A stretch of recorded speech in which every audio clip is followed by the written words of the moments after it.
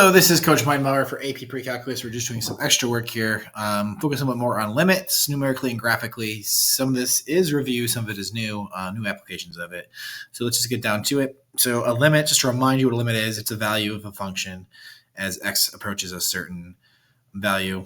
So it's really the height. What's the estimated height? Because limit notation, sometimes we can find the exact height at a limit. Sometimes we can just find the approximate height. And then we deal with one side of limits. If we deal with the right side, that means looking at one side as we're approaching a graph, and then left side is the left side. And then a limit exists if and only if, this is important, the right side and the left side both equal the same thing. It's really, really important in calculus when you get there. So let's get on a good foot and note that. So I'm actually going to put a star next to it because it is just that important. Okay. Limit exists if only if the right side and left side match up. Okay, so now we're going to go ahead and use a graph here to find the value of this limit right here. And we're going to verify this by completing a table. So I'm going to show you how to do this on Desmos. You can do this on your calculator too, but I think Desmos is a little bit quicker. So let's just go on over here. So I have already typed in this function. Type it in as f of x equals. It makes it a little bit easier. Should I read this so I can show you how I got that table? And as you can see here, we're approaching 1, which, by the way, if you were to plug in a 1, you get a 0 in the numerator and a 0 in the denominator. You should know what that means for AP Pre-Calculus. What does that mean? There's a hole. Okay, 0 over 0 produces a hole.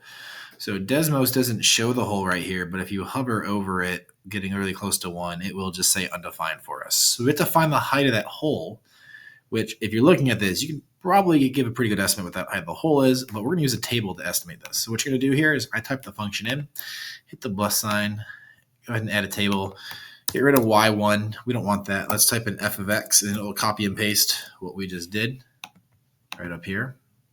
And get rid of the x is 1 as well because we don't have x1. So make that x, make that f of x, and you're good to go. If you always wanted to, you can just type in the function instead. So now, look at my table. Sorry, it's not up here, but it is on your notes. Type in a 0.5, and that'll give you the answer right there for 0.5.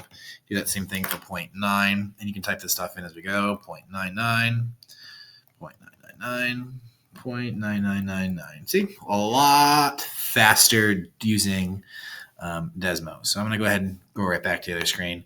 Luckily, I have this all copied down already, so I can just go ahead and type this in. So I'm going to get 0.6667. I advise use, let's say, let's go ahead and use 4 decimal places.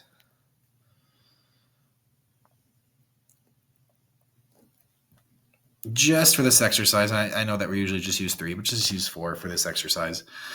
Use 4 decimals. So here we're going to get 0.5263, 0.5025. So as we get closer and closer to 1, we're getting a little bit closer for all these, but you should see that these are approaching a consistent number. And then last but not least, I got 5000. So you can kind of see here what's happening. So we're approaching numbers that are left of 1. So we are actually finding the limit as x approaches 1 to the left of x minus 1 over x squared minus 1. And as we get closer and closer to 1, you can tell it's getting closer and closer to 0.5. So 0.5. All right, let's go back over to my Desmos. And let's go ahead and start typing in these other values. So I have 1.5, which is 0.4, 1.1, 1.01, 1.001. Ooh, you can tell these are getting closer and closer as well. 0.0001. Okay, so I'm going to go ahead and go back to my other screen and copy these over. And you can actually even see right here too on the graph, they are plotting these points in green points. You can kind of see as we get closer and closer and closer. So if I delete this one right here, I guess it's so crammed together you can't really tell, but it will add that point for us. Okay, so let's go ahead and copy that down over on this side right here. Again, I have this done ahead of time. 6.2. Again, we're only using 4 decimal places because I think it helps draw this conclusion a little bit better. This is a bit of a discovery learning type of deal. where we can really see what limits mean for us and how to use them. Now, this one is if you remember 0.49997. If I were to round up, that would give me 0.5000. Okay. So this limit, as x approaches 1 to the right, x minus 1 over x squared minus 1, also gives me 0.5. So the left limit equals the right limit because of that. From that theorem,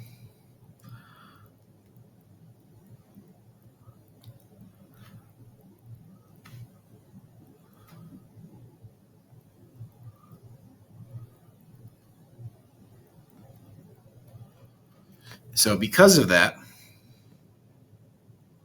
we can verify that we know the limit at once. The left side is a half, the right side is a half. So therefore,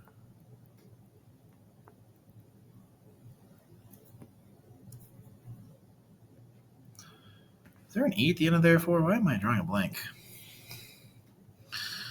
You know what? Make fun of me if you want. Spelling does not matter in my line of work.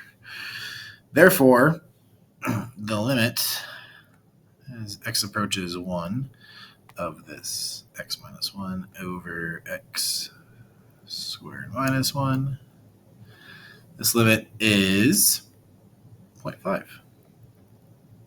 Okay, so that is using tables within limits.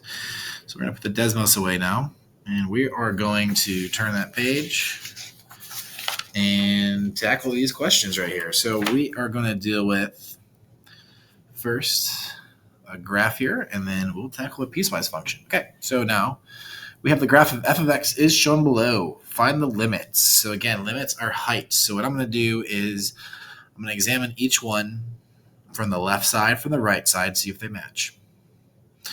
So for the first one, for 4, I'm going to use my highlighter function here.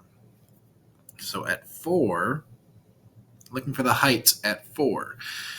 So at 4, from the left-hand side, I'm approaching like this. And from the right-hand side, I'm approaching this. So where do those purples match up?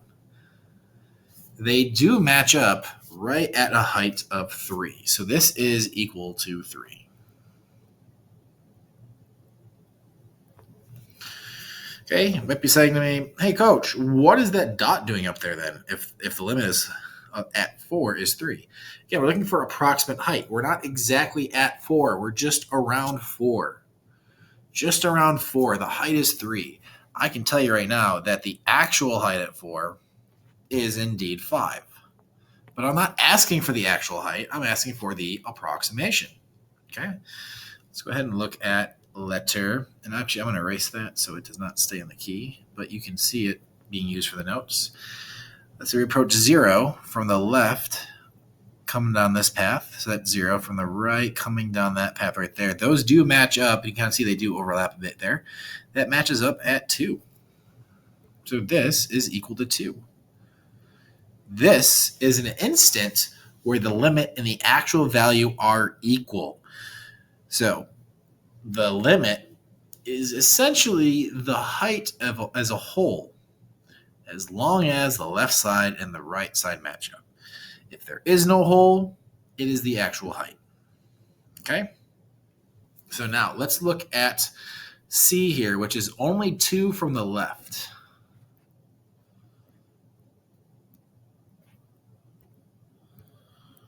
So 2 from the left. It's going to be this guy right here, and it's going to keep going. It doesn't really tell us, but I'm going to kind of use my brain here and think that it's just going down infinitely. It's not going to go really further right. So as I'm approaching 2 to the left and I follow that purple path, that is going to give us a negative infinity.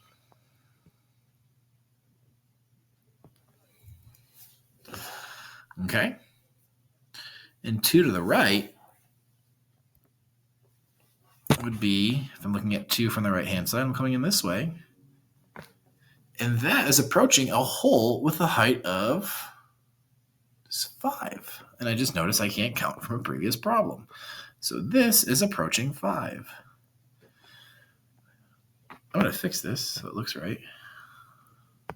I just left that mistake there to see if you would catch it. Did you catch it? Well, if you did, why don't you say anything? Oh, it's a video and it doesn't matter? Oh, okay. Yeah, I can't hear you? Yeah, I know. I'm aware of that. Okay, so now if the limit at 2 to the left is negative infinity, the limit at 2 to the right is 5, what's the limit at 2? Well, this right here does not exist. And I like to get you in the habit of explaining why. Because the limit as x approaches 2 of f of x, from the left to the left of f of x does not equal limit as x approaches 2 to the right of f of x. They are not equal. Okay? What about at negative 1? I'm going to erase those purples. What about negative 1? Sorry, not negative 1. This is 1 from the left. So looking at 1 from the left, if I zoom in a bit here, I don't see any hole, nothing weird's going on. That's clearly going to be just a 0. No holes, nothing weird going on, so that height is actually the same. And the right-hand side is going to be the same, by the way. So the right-hand side is the same. So this is equal to 0 as well. Okay. The last one is h, which is now talking about negative 1.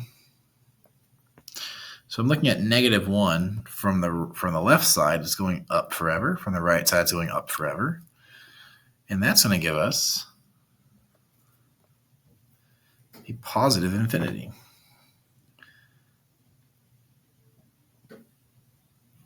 Okay. Hopefully that wasn't too bad. I understand that it's new. I do. And most students get a little flustered by this stuff, which is why we're tackling it now before you get into calculus.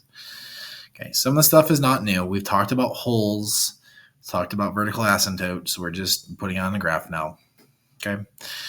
Last part, this is a piecewise function down here. So we're going to let the function be defined by 2x squared, and that is when x is less than 1. And then 4 minus x, that is when x is greater than 1. We're going to find the following limit. So you could always graph this, and then you can find the graph, or you can just look at the one-sided limits to figure this one out. So if for part A, I'm looking for 1 to the left. Well, this right here, the top one, represents the left-hand side. So this is the same thing as the limit as x approaches 1 from the left of 2x squared. So all we're going to do is plug in a 1. This is equivalent to 2 times 1 squared, which is 2. So again, you could graph this if you wanted to, or you can just plug it in for these piecewise functions. For the right-hand side, this is going to be the right. So this means that the limit as x approaches 1 from the right is equivalent to 4 minus x, which all you do for these, there's no holes, nothing, just one-sided limits, just plug on in, and we're going to get 4 minus 1, which is 3. Now, what's going out the limit at 1? Well, you have to look at the left and the right. Do the left and the right match?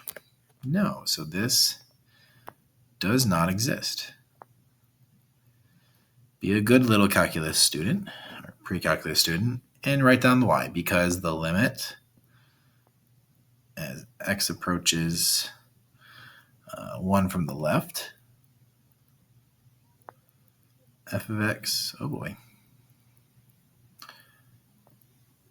My computer just went into low power mode, so I better finish this quickly. And obviously, low power mode means that the touchscreen does not work out very well. Hoping I can finish this video. And because I'm in low power mode, that's going to wrap up this video for limits, graphically, and tables. Do not forget to like and subscribe.